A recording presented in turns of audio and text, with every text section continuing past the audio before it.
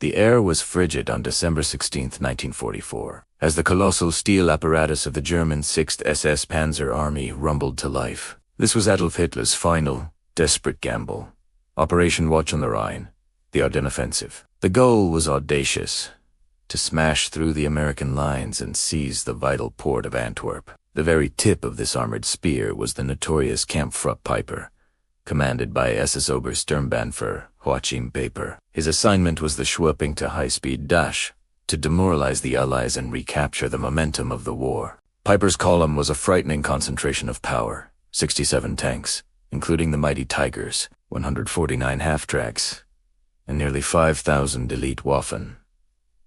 SS troops. They represented the best the Third Reich had left to offer. Yet, the entire operation was built on a crumbling foundation. The offensive hinged on a chilling bet that they would capture enough American gasoline to reach their objective, rather than relying on their own supplies. The distance to the Meuse River was 65 miles, but Peiper was allocated a mere 31,000 gallons of fuel, enough for perhaps 50 miles of combat maneuvering. The mathematics of the plan were deeply flawed from the start. The inherent failure was encoded into the very first dispatch. Every German soldier knew the scarcity that haunted the Ver. They only hoped the Americans were as fragile as their propaganda claimed. As the first artillery shells screamed overhead, the column began its journey into the snowy forests. It dragged the hopes and fears of a collapsing empire behind it. The advance was swift initially, but the clock was already ticking on their limited, precious resource. The strategic risk had become a tactical certainty, a ticking time bomb counting down to immobility. The desperation of the German high command was rooted in the grim logic of scarcity. Since the spring of 1944, Allied bombers had systematically targeted Germany's synthetic fuel production plants. These factories, the lifeblood of the mechanized army, were reduced to rubble and ash. By September, output had plummeted by a staggering 90%, crushing German mobility. The Luftwaffe was grounded, pilot training slashed, and the Navy's surface fleet was effectively immobilized. Germany was trying to wage a modern war, using the logistics of a bygone era. Albert Speer had warned the Führer that without fuel, offensive operations were impossible. The numbers told a story of industrial annihilation no amount of fighting spirit could overcome. In 1944, the United States produced a staggering 1.8 billion barrels of crude oil. Germany managed a mere 33 million barrels, less than 2% of the American output. While the Third Reich relied on horse-drawn logistics and complex fuel specifications,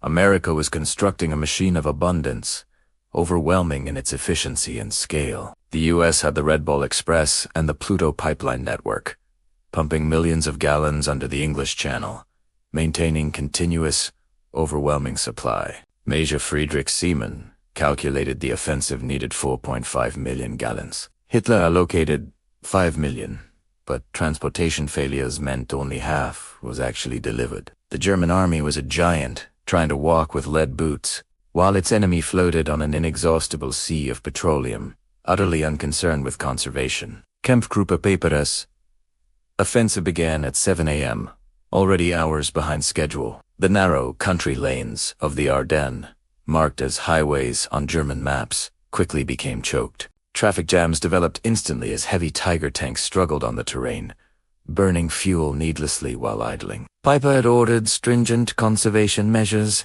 but the unexpected delay at Lanzarote proved costly. A tiny American platoon of 18 men held up the powerful column for nearly 10 agonizing hours, forcing consumption. During that entire stalemate, Peiper's engines sat running or restarting, consuming the finite resource they could not replace. The tactical win was a logistical defeat. By the time they broke through and approached the critical U.S. supply depot at Hansfeld, the column had covered only 20 miles. They had already consumed over 40% of their allocation. At this rate of consumption, they would run dry long before reaching the halfway point to the Meuse River. The strategic risk had become a tactical certainty. The German spearhead was blunt, not by American resistance, but by the crushing weight of its own logistical deficiency. They needed a miracle, and they needed it now to survive. The miracle, or so it seemed, arrived in the pre-dawn darkness of December 17th. The engine of Peiper's command Tiger sputtered, coughed, and died. Both tanks were empty. The enormous armored column, the Schwerpunkt of the offensive, sat utterly motionless. In front of him lay Hansfeld, abandoned so quickly that hot coffee still sat in cups. Then Peiper saw it. Lined up in neat rows, stretching out hundreds of meters, were stacks upon stacks of olive-drab American jerrycans. An incredible sight. They were piled 3 meters high. Peiper's men scrambled, confirming the haul.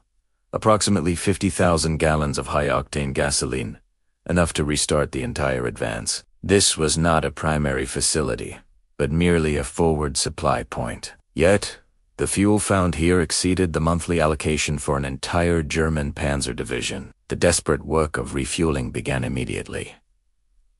The German crews celebrated. They had faced annihilation, and now they were miraculously reborn to fight another day. But the elation was short-lived. As Peiper stood amidst the mountains of captured jerrycans, the joy curdled into a cold, crushing realization.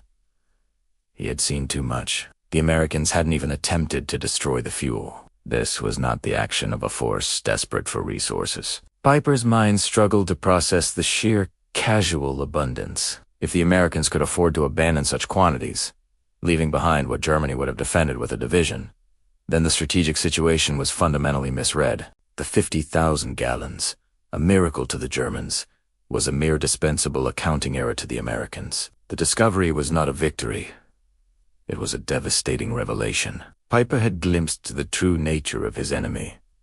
An industrial colossus operating on a scale that rendered German tactical heroism completely irrelevant to the outcome. The truth settled over him like the morning fog.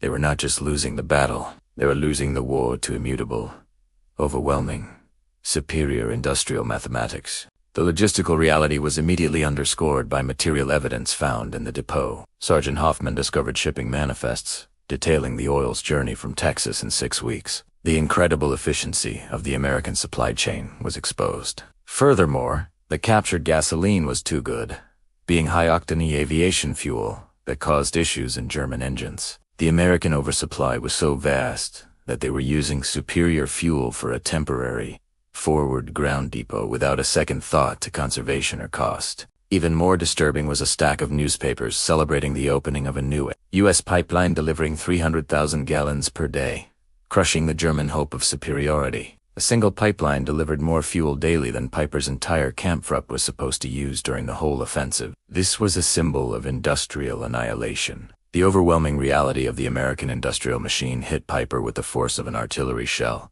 confirming the inescapable conclusion that they faced infinite replacement. The Allied logistical response proved impossible to counter. They had the Pluto pipeline, pumping 1 million gallons daily, and the Red Ball Express, running 6,000 trucks non-stop. The Red Ball Express operation itself consumed more fuel than German Army Group B received monthly, a startling statistic demonstrating the scale difference. By December 1944, American forces were consuming 7.5 million gallons of fuel daily, but they were receiving 8.2 million gallons, building reserves while fighting fiercely. This was industrial warfare at its peak, a machine that could supply its vast, rapidly moving forces without ever fearing scarcity, a system designed for abundance. The fuel desperation quickly led to one of the war's most infamous atrocities. After capturing 84 Americans, Peiper, needing the few gallons for his tanks, ordered their execution. This horrifying decision was directly linked to the logistical constraint.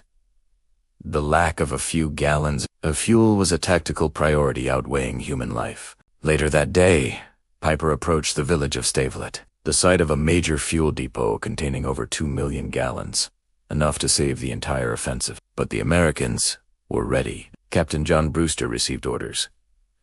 Deny fuel to the enemy at all costs. The engineers poured gasoline and set the enormous stockpile ablaze. A colossal pillar of black smoke rose 1,000 feet into the sky. The fire burned for 3 days, consuming 2.1 million gallons, dissolving Peiper's ultimate prize. The spectacle confirmed every one of Peiper's grim fears. They can afford to burn 2 million gallons, to deny them to us. "What are we doing here?"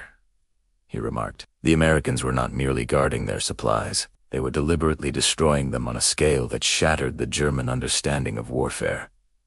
Across the Ardennes, the pattern was repeated. Over 8 million gallons of fuel were intentionally destroyed by the Americans in the first week of the offensive. This casual destruction of millions of gallons was a powerful testament to a supply system beyond German comprehension and beyond German ability to counter. Peiper pushed on, but the fuel was consumed in hours of difficult movement and combat. They were operating at a widening deficit, fighting the laws of arithmetic. American intelligence was fully aware of Peiper's critical fuel situation. They viewed the denial of gasoline as a paramount tactical objective. Patton's Third Army executed an impossible pivot north, requiring 350,000 gallons just for the redeployment, a feat accomplished in 3 days, demonstrating incredible mobility. When the weather cleared, Allied aircraft flew 2,000 sorties, burning fuel at rates that would have grounded the entire Luftwaffe for weeks. A devastating contrast in power. The crisis became critical. German tanks were being abandoned due to empty fuel tanks rather than battle damage. The spearhead was losing its spear. The inevitable conclusion arrived on December 20th. Peiper received the radio message. No resupply possible. Continue with available resources. The final nail in the coffin. Peiper acknowledged the overwhelming reality. We have discovered we are fighting an enemy who burns more fuel to deny it to us than we received. The realization permeated the German ranks. General Manteuffel later wrote, "When I learned the Americans had destroyed 8 million gallons, I knew the offensive had failed." On December 21st, Peiper's remaining forces were surrounded at La Gleize, immobilized. American forces had a combined fuel allocation of 340,000 gallons for that single day. Peiper had perhaps 1,000 gallons left. A U.S. private wrote, "We've got Germans surrounded who ran out of gas. Our captain jokes, we use more fuel heating coffee than they have." The end arrived on December 23rd to 24th. Peiper gave the order to abandon the vehicles, destroying 39 operational tanks because they could not move. He personally destroyed his command tank. The last fuel was drained from all vehicles to fuel a motorized retreat for the wounded. A humiliating necessity. Peiper and 770 of his men escaped on foot, slipping through the lines, forced to walk past millions of Reichmarks worth of equipment, destroyed solely by the lack of fuel. The news of the quantities of fuel involved spread rapidly. Field Marshal Model, upon hearing of the destruction, stated, "We are not fighting the same war." The war was lost to the cruel logic of logistics. The overwhelming American industrial machine produced 50 times more petroleum than the Axis powers. The German officers captured were unanimous. The war was lost because of the enemy's resources and their incomprehensible capacity for supply. The psychological impact was profound, shattering the myth of German superiority. They were fighting an enemy capable of infinite replacement, an impossible foe. The Allied victory was cemented not by the destruction of the German military, but by the relentless, casual power of American industrial capacity. The ultimate irony was in Major Harrison's salvage report. The 39 abandoned tanks required only 8,000 gallons, a minimal request for American local reserves. 8,000 gallons. An impossible, war-ending amount for the Germans. Was a 4-hour task for the Americans, an amount exceeding Peiper's peak strength.